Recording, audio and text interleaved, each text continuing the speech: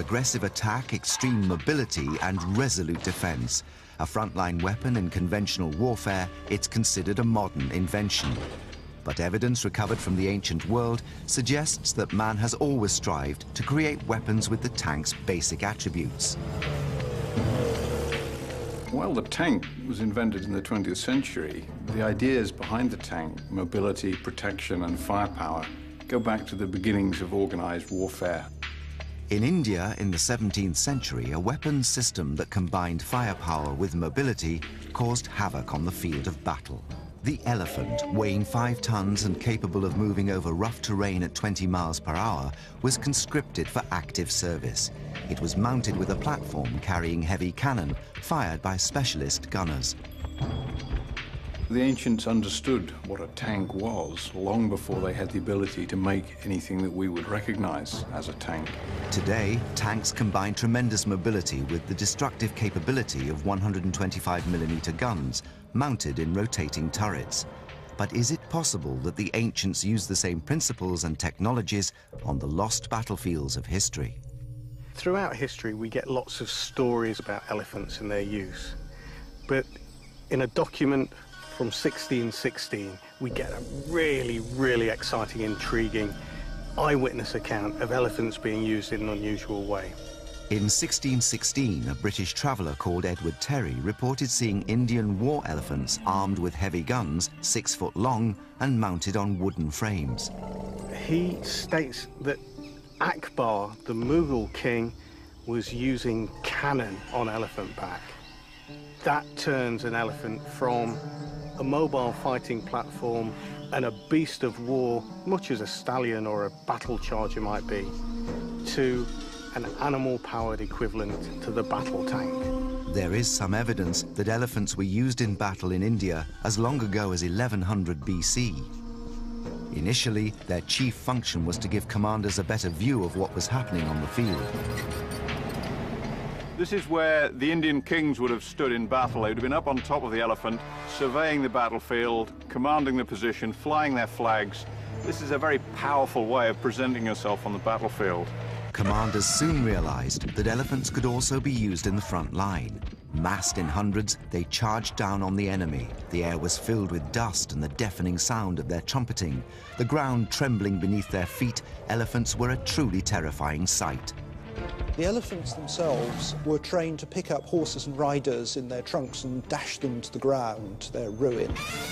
They also had their tusks sawn off and fitted with tusk swords, and one such looks like this.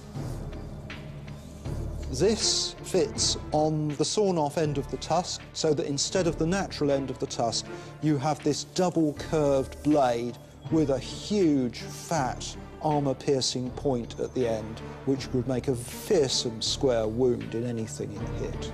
Their function on the battlefield was to smash through the enemy general's lines and wreak havoc on his order of battle. They will break the enemy's formation. They will cause chaos in the enemy's front ranks. They will give you an opportunity to cross the ground, to attack the enemy hand-to-hand on your terms. Sometimes elephants carried archers. Such specialist bowmen required years of practice, not to mention a fine sense of balance. But the discovery of gunpowder changed the strategy and tactics of elephant warfare. Between the 16th and 19th centuries, the Indian subcontinent was dominated by one of the greatest states in history, the Mughal Empire, ruled by the Emperor Akbar. Akbar was the third of a highly successful series of Mughal rulers of India.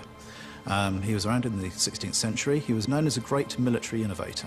He was driving for technological advantage over his enemies in an effort to hold sway over the vast part of the Indian subcontinent. The British traveller to India, Edward Terry, is specific about the weapon he saw on the elephant's back.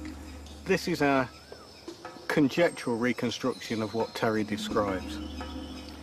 First, he uses the word gun. Mounting a cannon on its back would transform the way an elephant was used in combat. Each animal would become a mobile artillery unit. The gunner would have a 6-foot height advantage, giving him enhanced range and visibility. experimental archaeologist John Naylor has arrived in the jungles of Southeast Asia to investigate the advantages and disadvantages of this ancient tank. But before mounting a weapon on the beast, there were other problems to be solved. John is investigating each one in turn. That's it. The first problem was weight. At the time, heavy cast bronze cannon were in general use. The elephant cannon demanded iron, which was 20% lighter than bronze. This is much lighter than a bronze or brass piece, coming in at about 400 pounds. The second problem was the difficulty of reloading. Most guns in the 17th century were muzzle loaders. The gunner had to walk round to the front and shove the powder, wadding and missile down the front of the barrel. Obviously, if you're balanced on an elephant, you can't walk round to the front to ram the charge home and load it. Cannon forged of iron and not cast in bronze can be constructed with a rear opening called the breech. The missile and the gunpowder are packed into a separate cylinder, effectively a giant bullet. This is slotted into the breech, which means you can load the cannon from the back rather than the front. The final problem to be solved before mounting the gun is to work out how to aim it. Elephants can't turn on a sixpence, so to be effective, the gunner would have to aim the gun without changing the direction of the elephant, exactly like the revolving turret on a modern tank. The key to how you aim these is in the swivel and the pintle. Just by having it being able to turn left to right, to pan, and to tilt on this point of balance means you've got lots of flexibility in aiming. But to find out how to aim the elephant cannon in practice, John must mount up. From his lofty position as an ancient elephant gunner, John now appreciates the tactical advantage of this ancient tank. The first thing that's amazing about this is the field of view. I can see for hundreds of yards all around. So for a commander, this is excellent as a command point to actually see the whole layout of the battlefield. This is an awesome weapons platform. To test the targeting accuracy, John has modified his replica cannon to fire paintball rounds. Real explosives and real iron cannonballs cannot be used in case they endanger the elephant or John himself. Practice targets have been laid in a clearing on the edge of the jungle, exactly the same terrain that the commanders of old preferred. Here we go. Yes, that's dead. It's a real learning curve. It's working out the movement of the elephant, the movement of the gun, and the movement of the target in relation to both. John has discovered the knack of the ancient aiming technique. I ended up more like a naval gunner, learning to wait for the point where the gait of the elephant is in line with the target. As a weapon system, I think we've shown that it would have worked, especially against packed infantry. You add in bows and other weapons in there, grenades and all the rest of it, armour everybody up. This thing would have been devastating. Over the centuries, weapons became more powerful, armour became more sophisticated, and elephants themselves developed through selective breeding and training. Nevertheless, elephants survived for over 1,000 years as the frontline war engine of many imperial armies. But it was not only animals that laid the foundations for today's tank tech. Throughout history, sieges have been a forging ground of military innovation. Ancient Discoveries investigates an armoured fighting machine that battered a nation into submission. The capacity of a tank to smash through obstacles on the battlefield and defensive walls is essential to its effectiveness. This capability was also at the heart of the tank equivalents of the ancient world, siege engines. These varied from 300-foot-high armour-plated siege towers to trebuchets that could fire flaming missiles over 1,000 feet. Siege technology is a very advanced, sophisticated thing in the ancient world because of the inherent difficulties of breaking into defended places. In the 2nd century AD, the Roman Emperor Trajan led a campaign against the Dacians, a tribe that lived on the northern frontier of the empire. Trajan was a new emperor wanting to make his mark. The way you did that as a Roman emperor was by winning military glory. Under the previous emperor, Rome had suffered a series of defeats at the hand of the Dacians, and they'd become almost a traditional enemy. The war is chronicled on Trajan's column, which still stands in Rome today.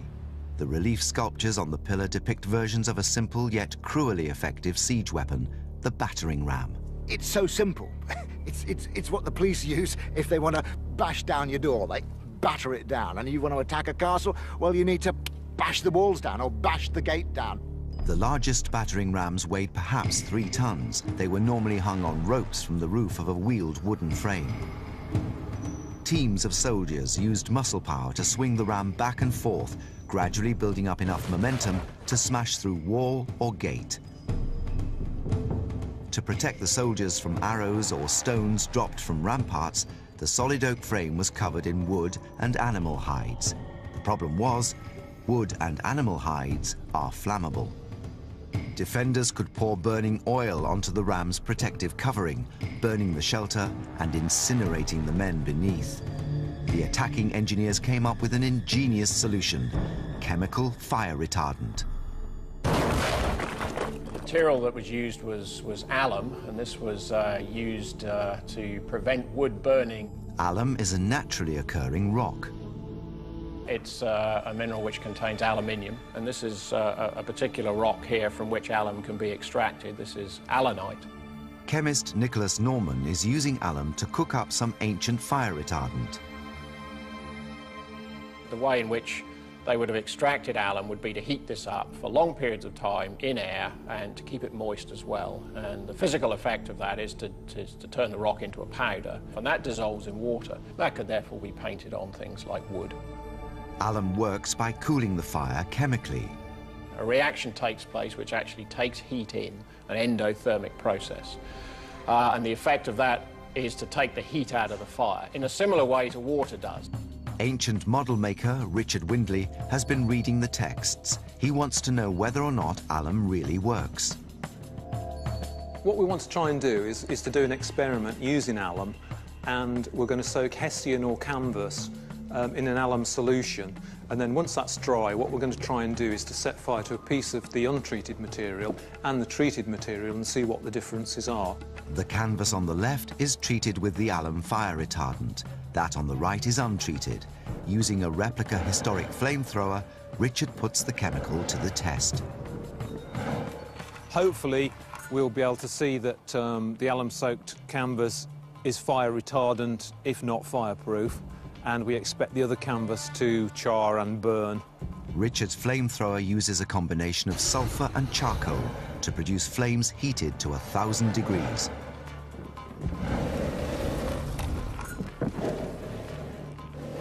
It's just starting to burn. It's not burning very fiercely, but we are getting a definite burn there. It took about 1 minute 25 seconds to get that burning. It's not burning that brilliantly even now, but it's definitely been damaged.